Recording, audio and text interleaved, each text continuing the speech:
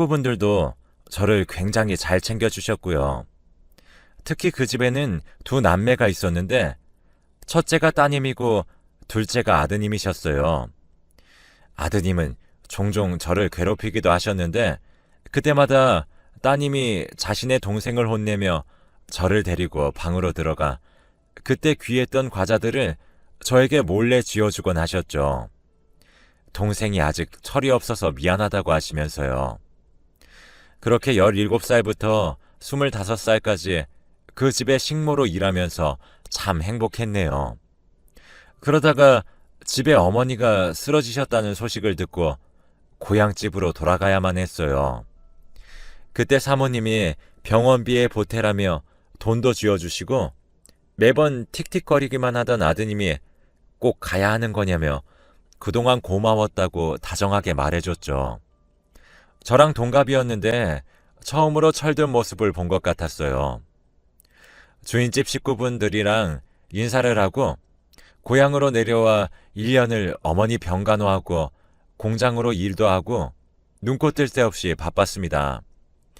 어머니 병실에 간이 침대에 누워 쪽잠을 자고 아침이면 공장에 일하러 가고 1년을 그렇게 열심히 살다 보니 다행스럽게도 어머니의 몸이 점점 나아지셔서 병원 안을 산책하기도 하고 곧 퇴원도 앞둔 상태였죠. 그러다 병원에서 뜻밖의 사람을 만났는데 바로 제가 식모로 일하던 주인 댁의 아드님이었어요. 워낙 똑똑한 사람이었던지라 대학을 조기 졸업하고 의학전문대학원에 와서 의사가 되려고 한다고 하더라고요. 거기다 제 어머니가 입원하신 병원에서 지금은 실습 중이라고 했어요.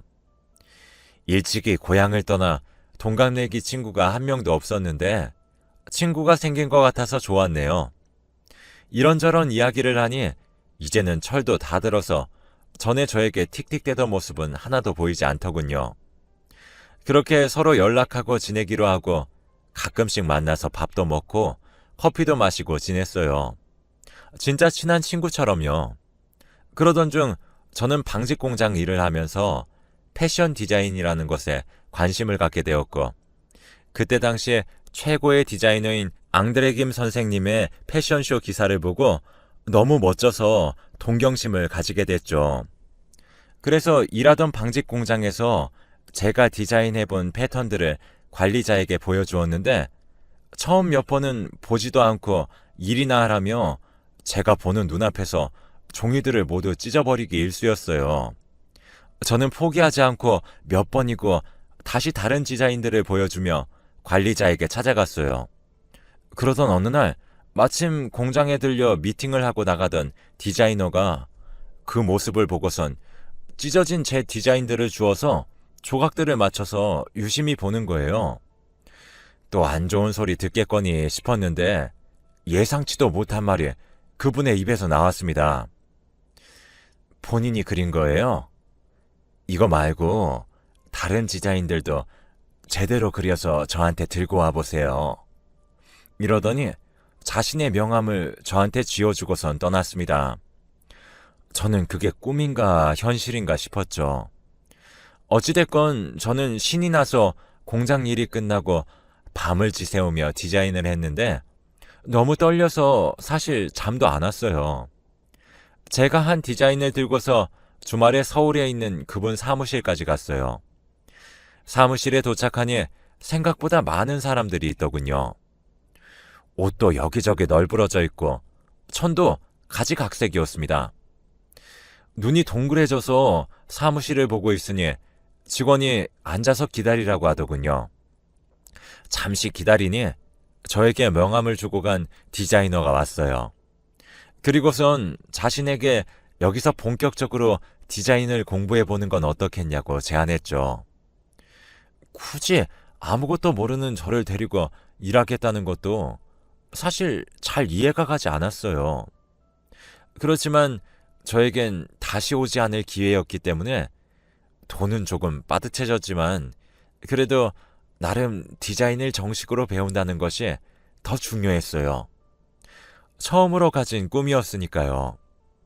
그래서 저는 엄마의 퇴원을 앞두고 다시 서울로 올라오게 되었습니다. 어디서 먹고 자고 해야 할지 하숙이라도 찾아봐야 하나 고민이었던 찰나 전에 일하던 집 사모님에게서 먼저 연락이 왔습니다.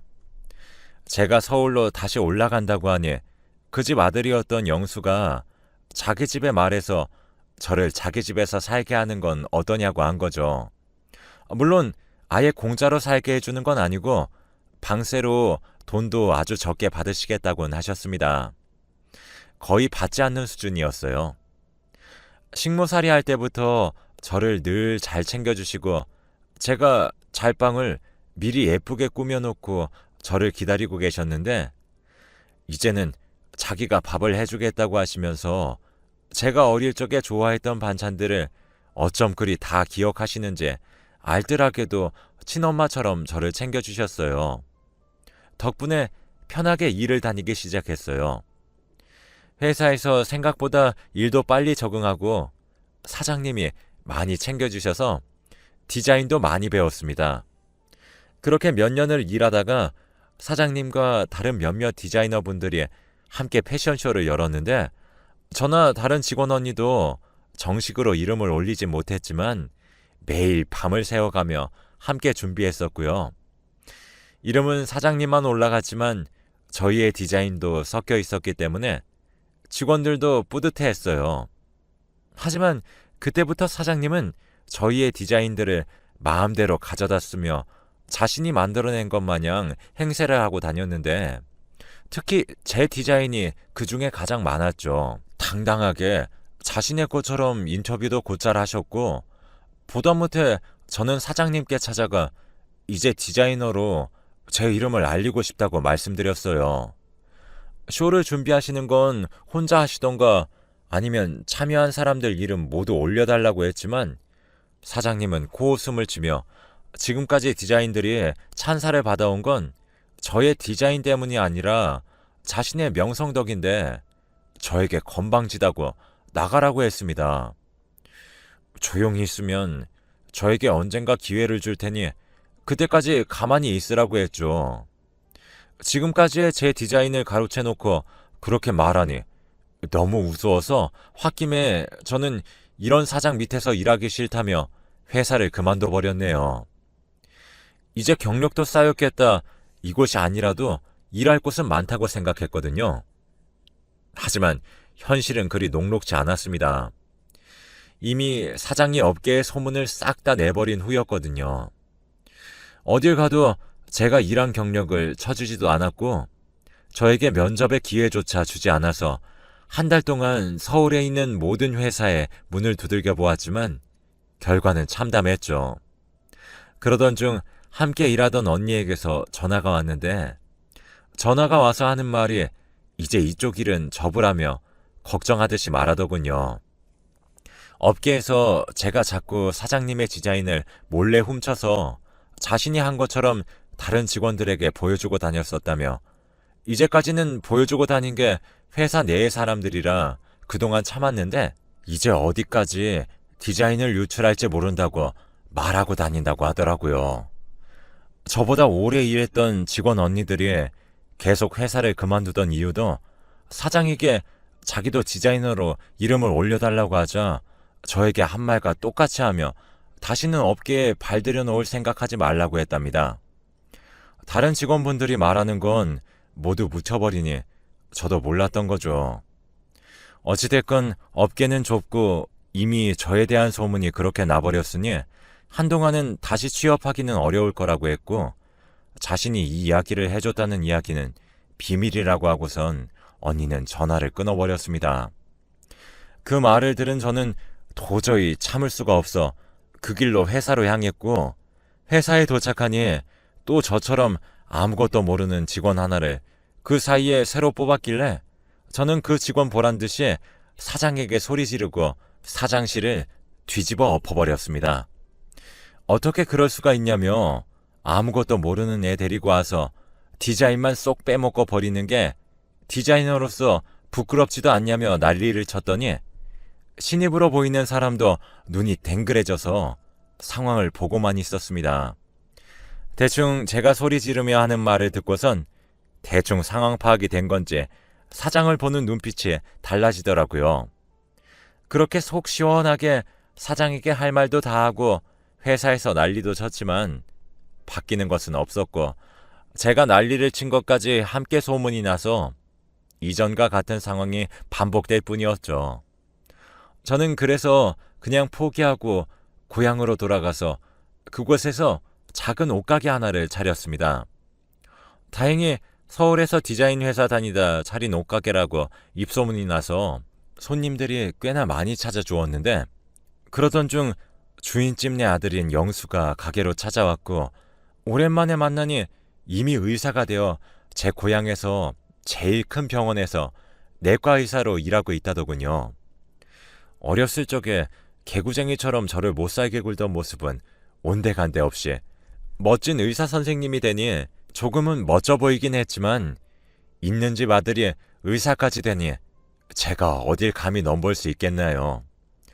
그냥 친구처럼 지내면서 자주 만나서 밥도 먹고 술도 먹고, 그 친구가 쉬는 날에는 거의 빼먹지도 않고 만났어요. 저도 이곳에는 제대로 된 친구도 없으니 서로에게 의지하게 될 뿐더러, 거기다 엄마도 1년에 2번은 꼭 검사를 위해서 병원에 가야 했는데, 갈 때마다 영수가 저희 엄마를 그렇게 신경 써주더라고요.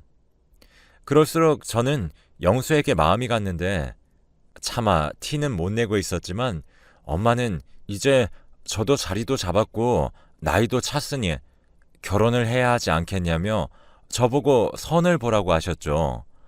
물론 엄마도 저와 영수를 보고선 뭐가 있냐 넌지시 물어보곤 하셨지만 차마 마음이 있는 것도 말을 못했습니다. 그러니 엄마는 얼른 결혼이나 하라며 막무가내로 선을 잡으셨죠. 그렇게 처음으로 선을 보러 나가면서 어차피 영수는 저에게 올려다보지도 못할 나무인데 혼자 마음고생을 하는 것보단 차라리 선 보고 적당한 사람이 있으면 만나보면서 영수에 대한 마음은 그냥 접자고 마음먹었고, 그렇게 서너 번의 선을 보면서 참 별의별 사람들을 만났습니다. 건실하게 생겨서는 저보고 대놓고 서울에서 일하다 왔으면 이리저리 순결하지 않은 거 아니냐며 저를 아주 질이 떨어지는 여자 취급을 하면서도 그래도 자신 정도면 데리고 살아줄 수 있다는 듯이 이야기를 하는 거였죠. 말을 듣고 있자니 저도 점점 기분이 나빠져서 자리를 박차고 일어날까 하던 찰나에 누군가 저를 일으켜 세웠습니다. 바로 영수였죠. 저보다 더 굳은 얼굴로 여기서 왜 이런 이야기를 듣고 있냐며 제 손을 끌고는 가게 밖으로 나왔고, 영수는 선을 본다고 했으면 제대로 된 사람이랑 보던가 무슨 저런 사람이랑 앉아서 그러고 있냐며 저를 타박하는 겁니다. 저는 너무 서러워서 눈물이 터졌고, 나라고 저런 사람이 좋아서 가만히 앉아 있는 것도 아니라고, 어차피 너는 올려보지도 못할 나무인데 그럴 바엔 내 수준에 맞는 남자랑 대충 만나서 너에 대한 내 마음을 접는 게 맞지 않냐고 쏟아냈습니다. 그러니 처음에는 잔뜩 화가 나서 굳은 표정으로 저를 보고 있던 영수의 얼굴은 제가 말을 다 끝내니 빨갛게 되어 있더라고요. 그러더니 그 똑똑한 의사 양반이 말까지 더듬으면서 자기가 왜 오르지 못할 나무냐며, 자기 완전 오르기 쉬운 나무라며 그냥 자기랑 결혼하자고 하는 겁니다. 저는 그 말에 울음도 뚝 그치고 눈만 동그래져서 영수를 바라보았더니 영수도 부끄러워하면서 이 정도면 사귄다고 말만 안 했지 사귄 거나 다름없으니 이제 결혼하자고 했죠. 어안이 벙벙했었지만 저는 망설임 없이 좋다 했고 바로 양가 부모님께 인사도 드리고 결혼도 했습니다. 혹시 제가 며느리감으로 마음에 들지 않으실까 걱정했는데 워낙에 인품이 좋으신 분들이라 시부모님은 물론 이제는 시누이가 된 언니도 저를 너무 좋아해 주셨는데, 알고 보니 영수가 제가 고향으로 떠나고 나서 갑자기 제 고향이 어딘지 묻더니 그곳에 있는 의학 전문 대학원에 간다고 했을 때부터 다들 눈치채고 있으셨다고 해요. 그래서 언제쯤 저를 데려올까 기다리고 계셨답니다. 그렇게 저는 너무 행복한 결혼 생활을 시작했고, 아이도 둘이나 낳아 오순도순 잘 키우기 시작했지만, 아이들이 중학교에 들어갔을 무렵에 시어머니에게 치매가 찾아왔어요. 아버님도 일을 하시니 바쁘시고, 저희도 서울까지 자주 찾아가지 못하니까 증세가 이미 심해질 대로 심해지고 나서 알아차렸습니다. 그렇게 교양이 있으시던 어머니가 일주일에 한두 번은 소리를 지르시면서 온갖 물건들을 모두 집어 던지신다고 하셨죠. 아버님은 저희에게 알아서 할 테니 신경을 쓰지 말라고 하셨지만 어머님에게 입은 은혜가 얼마인데 가만히 있을 수는 없었고, 그래서 저희가 서울로 올라가서 어머님을 보살펴드리면 어떨까 남편에게 말하니 제가 먼저 그렇게 말해주니 너무 고맙다고 하며 남편은 서울로 취직할 병원을 알아봤죠. 그렇게 저희는 다시 서울에 그 집으로 돌아오게 되었습니다. 저를 너무 예뻐하셨던 어머니라 평소에는 그저 어린아이처럼 저에게 언니 언니 하면서 저를 졸졸 쫓아다니다가도 한 번씩 정신이 돌아오셨는데 그때마다 집안이 떠나가라, 자기를 죽여달라며 이렇게 살고 싶지 않다고 물건을 집어던지시고선 마지막엔 꼭 제 손을 붙잡고 여기서 이런 꼴 보이며 살고 싶지 않으니 요양원이나 보내달라고 하셨어요. 그럴 때마다 그런 생각도 하지 마시라고 말렸지만 어머님은 제가 요양원을 보내지 않겠다고 할 때마다 저에게 손찌검도 서슴지 않으셨죠. 여기서 이런 꼴을 보고 있으니 재밌냐며 손이 닿는 대로 휘두르셨지만 다시 또 정신을 놓으시면 누가 이렇게 만들었냐며 제 상처에 입김을 호호 불어가며 약을 발라주겠다고 하시는 어머님을 보고 있으면 몸은 너무 힘들었지만 어머님에게 받은 은혜를 갚기 위해서는 이런 방법밖에 없다 생각했어요. 그러던 중 제가 한 번은 어머님을 가정부 아주머니에게 부탁드리고 장을 직접 보러 간 사이에 어머님이 집을 나가셨다고 합니다. 가정부 아주머니도 화장실 청소한다고 잠시 한눈을 판 사이에 정신이 드셨는지 집 밖으로 나가신 거죠. 곧장 경찰에 신고해서 온 동네를 뒤졌지만 어머님은 어디서도 찾아볼 수 없었고 차마 아버님과 남편을 볼 면목이 없었어요. 대놓고 뭐라 하시진 않았지만 저를 원망하는 것이 느껴졌습니다. 하루가 지나도 어머니를 찾지 못해 다음날 바로 전단지를 만들어 뿌리기 시작했고 다행히 3일째 되는 날 경찰서에서 어머님을 찾았다고 연락이 왔습니다. 부랴부랴 달려가니 어머님을 데리고 오셨다는 분과 함께 나란히 경찰서 한쪽에 앉아 계셨는데 가만 보니 저희 어머님을 발견하셨다는 분은 바로 이전에 제 디자인을 마구 쓰던 회사의 사장이었습니다. 경찰서에 함께 간 남편과 아버님은 사장의 손을 꼭 붙잡고 정말 감사하다며 몇 번의 인사를 하는 동안에도 저는 멀찍이 서서 간신히 들릴 정도의 목소리로 감사하다고 했을 뿐이었어요. 그런 저를 보고 이상하다 생각한 남편은 어머님을 찾아서 경찰서까지 데려다 주신 분인데 왜 그렇게 표정이 떨떠름하냐며 물어봤고 저는 나중에 말해준다고 하고선 얼른 어머님을 집으로 모셔와 씻겨드렸습니다. 하지만 어머님은 그 사이에 무슨 일이 있으셨는지 이전과는 다르게 힘을 써가면서 저를 거부했고 결국엔 가정부 아주머니가 씻겨드렸습니다. 그 이후로는 매일이 전쟁이었어요.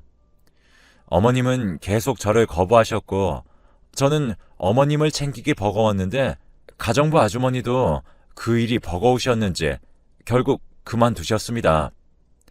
하는 수 없이 저희는 새로운 가정부를 구해야 했는데 새로운 가정부로 온 사람은 다름 아닌 그 사장이었습니다.